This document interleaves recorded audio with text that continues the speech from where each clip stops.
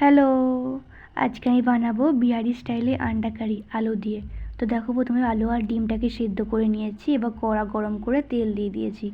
এবার তেলটাকে বেশ ভালো করে গরম করে নিচ্ছি। করে নেওয়ার পর নুন আর হলুদ দিয়ে আর কাশ্মীরি লঙ্কা গুঁড়ো দিয়ে ডিমটাকে চিড়ে নিয়ে আমি এবার ডিমটাকে বেশ ভালো করে ভেজে নেব।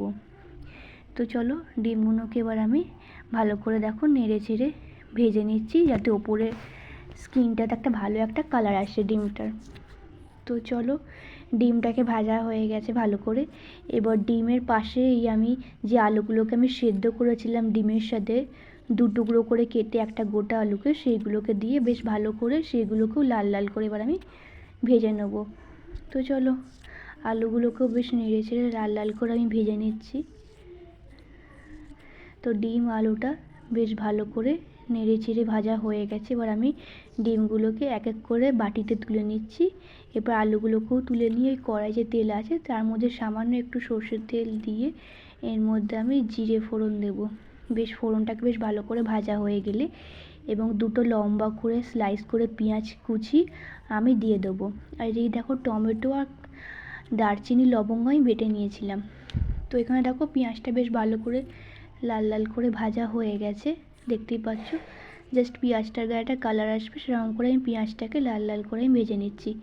পেঁয়াজটা বেশ ভালো হয়ে ভাজা হয়ে গেলে এর মধ্যে আমি আদা আর কাঁচা লঙ্কার পেস্ট আমি বেটে রেখেছিলাম সেটা দিয়ে দেবো। তো এর মধ্যে এবার দেবো নুন, হলুদ গুঁড়ো আর লঙ্কা গুঁড়ো দিয়ে মশলাটাকে বেশ ভালো করে কষিয়ে নেব। এরপর দেবো ধনে গুঁড়ো 1 চামচ আর জিরে গুঁড়ো 1 চামচ দিয়ে বেশ ভালো করে মশলাটাকে তেল ছাড়া অবধি কষিয়ে নিলাম। এবং মিক্সিতে যে বেটে রেখেছিলাম টমেটো, দারচিনি, লবঙ্গ সেটাকে দিয়ে মিক্সি ধোয়া জল দিয়ে ভালো করে এবার মশলাটাকে কষিয়ে নেব। মশলাটাকে ততক্ষণ কষাতে থাকবে ততক্ষণ না তেল ছেড়ে দেয়। তো দেখো, মশলাটাকে বেশ একটুখানি কষিয়ে নিলাম ভালো করে। এবং মশলার গা থেকে দেখেছো কেমন ভালো করে তেল ছাড়তে শুরু করে দিয়েছে, কড়া থেকে লেগে গেছে। এবং ডিম আলুটাকে দিয়ে ভালো করে এবার এগুলোকে কষিয়ে নেব।